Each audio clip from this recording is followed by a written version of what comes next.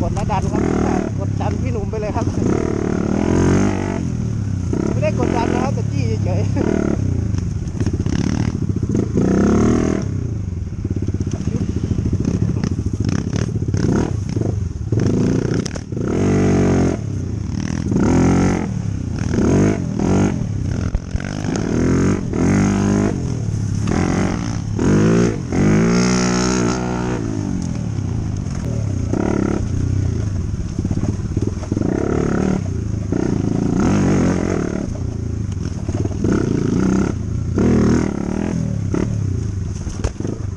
อะไรนักหนาเนี่ย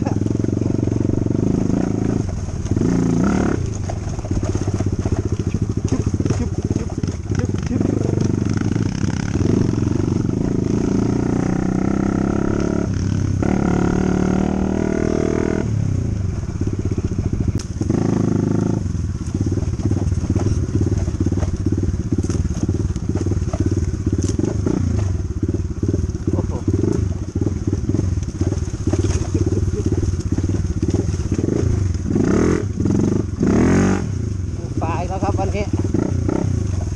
ลก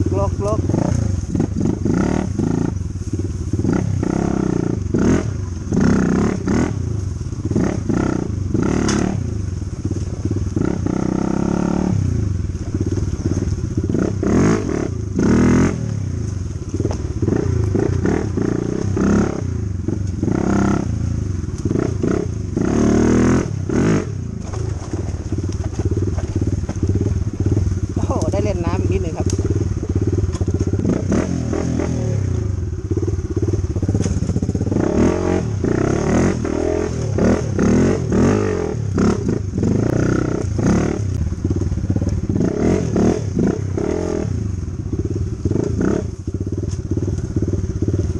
โอ้โหชิบ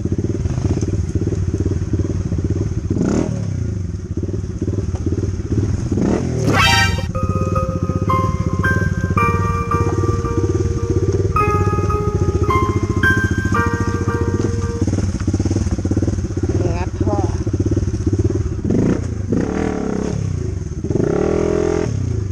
โอ้โห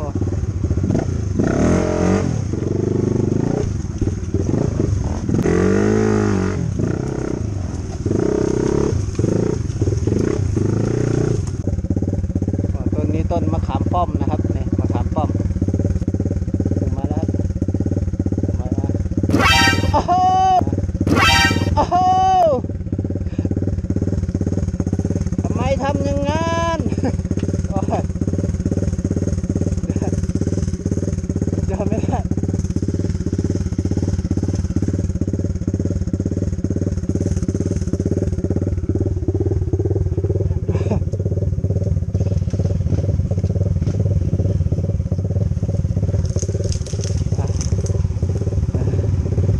แผ่นดินหายครับโอเคครับคุณได้ไปต่อ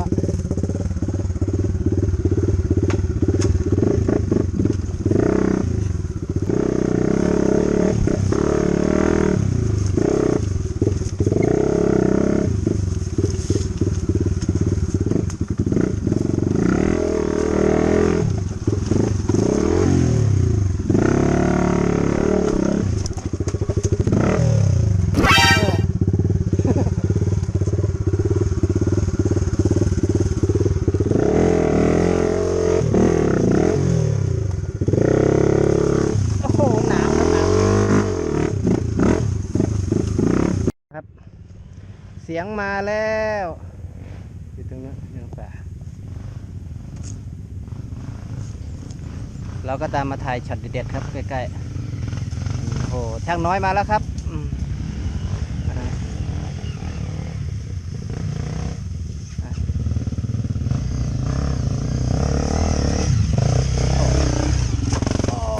โอ้ยเข้าป่าไปแล้ว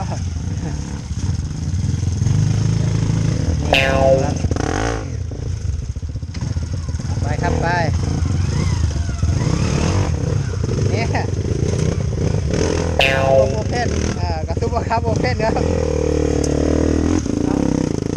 โอ้ยหนามแม่ยอมใจจริงไปครับ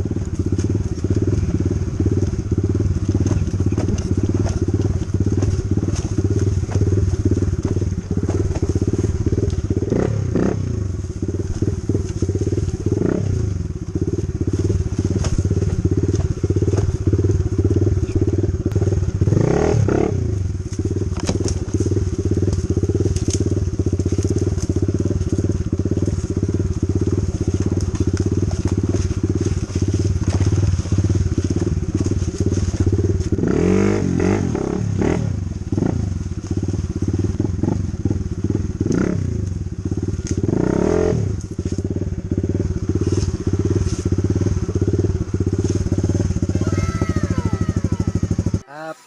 นายเลสซิ่งครับวันนี้เรามาอยู่ที่น้ำตกเหวเสมาคือนี่ดูบรรยากาศครับมาช่วงหน้าหนาวครับน้ำเหลือแค่นิดเดียวครับเหลือแค่นี้ครับนี่จิ๊บนะ